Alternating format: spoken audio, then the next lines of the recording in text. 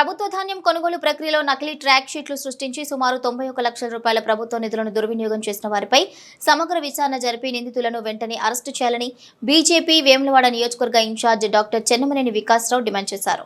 చందుర్తి మండలం సనుగుల గ్రామంలో ప్రతిమ ఫౌండేషన్ ఆధ్వర్యంలో సీఎస్ఆర్ నిధులతో ఏర్పాటు చేసిన వాటర్ ప్లాంట్ ను ప్రారంభించిన అనంతరం ఆయన మీడియాతో మాట్లాడుతూ రైతులు ఆరుకాలం శ్రమించి పండించిన ధాన్యాన్ని విక్రయించే క్రమంలో మోసపోతున్నారని, రైతు భరోసా మాట పక్కన పెడితే రైతులకు భరోసా లేని పరిస్థితి ఏర్పడిందన్నారు. ప్రభుత్వంపై నమ్మకంతో కొనుగోలు కేంద్రాల్లో ధాన్యాన్ని విక్రయిస్తున్న రైతులకు రాజన్న సిరిసిల్ల జిల్లాలో జరిగిన ధాన్యం అవకతవకలు నమ్మక ద్రోహమని పేర్కొన్నారు. నకిలీ ట్రాక్ షీట్లు, నకిలీ రవాణా రికార్డులపై లోతైన విచారణ జరపాలని, కోనరావుపేట మండలంలో ధాన్యం లారీలు మాయమైన ఘటనపై పూర్తి వివరాలు వెలుగులోకి తేవాలని డిమాండ్ చేశారు. ట్రాక్ షీట్లలో గందరగోళం జరిగిందని, అసలు రికార్డులు పోలీస్ స్టేషన్లో ఉన్నాయని తెలిపారు. రైతులు ఇప్పటికే తమ ధాన్యం డబ్బుల కోసం ఎదురుచూస్తున్నారని ఆవేదన వ్యక్తం చేశారు. జీపీఎస్ ఆధారిత పర్యవేక్షణ వ్యవస్థను అధికారులు సక్రమంగా అమలు చేయకపోవడం వల్లే అక్రమాలకు అవకాశం కలుగుతోందన్నారు. బాధ్యులపై కఠిన చర్యలు తీసుకుని భవిష్యత్తులో ఇలాంటి మోసాలు జరగకుండా పకడ్బందీ చర్యలు చేపట్టాలని ప్రభుత్వాన్ని డిమాండ్ చేశారు. రాజన్న సిరిసిల్ల జిల్లాలో ఇటీవల ధాన్యం కుంభకోణం బయటపడ్డది. కోట్ల వేల రూపాయల స్కామ్ అని అంటున్నారు. రైతులు కష్టపడి మరి వ్యవసాయం చేసుకొని ధాన్యం మరి ధాన్యాగారాలకు కావచ్చు, మిల్లులకు పంపిస్తే మరి ధాన్యంలో దందా ద్వారా వారు మోసపోతున్నారు. రైతు భరోసా పక్కన పెట్టండి, రైతులు మరి మోసపోయే పరిస్థితులు మనం చూస్తున్నాం. ఇది చాలా దారుణం. ఎందుకంటే రైతులు ఎంతో నమ్మకంతో ఇది ప్రభుత్వానికి బాధ్యత అప్పచెప్తారు.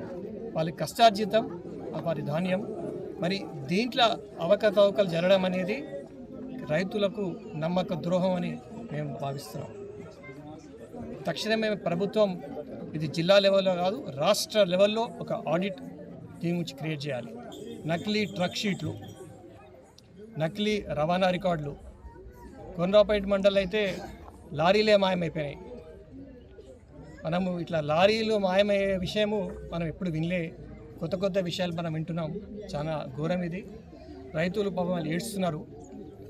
ట్రక్ షీట్లో గందరగోళం జరిగిందని మరి నిజమైన ట్రక్ షీట్లు పోలీస్ స్టేషన్లో అవి ఉన్నాయి. వాటి వల్ల మరి పైసల కోసం రైతులు ఎదురు చూస్తున్నారు. మొత్తం జీపీఎస్ ద్వారా చేయాల్సిన పద్ధతిని ఇది అక్రమాలకు జరగడానికి ఇది కవిలం నిర్లక్ష్యం జరుగుతుంది. మరి ప్రభుత్వం గురించి ఆలోచించాలి. రాష్ట్ర స్థాయిలో ఆడిట్ చేయించి జీపీఎస్ పద్ధతిలో మరి ఇది స్కామ్ ఎంతవరకు ఉంది, దీని వెనుక ఎవరున్నారు, సూత్రధారులు ఎవరు మరి గుర్తించి వీళ్ళందరినీ శిక్షించాలి. రైతులకు మరి నమ్మకం కలిగేటట్టు ప్రభుత్వాలు ముంగటికి రావాలి.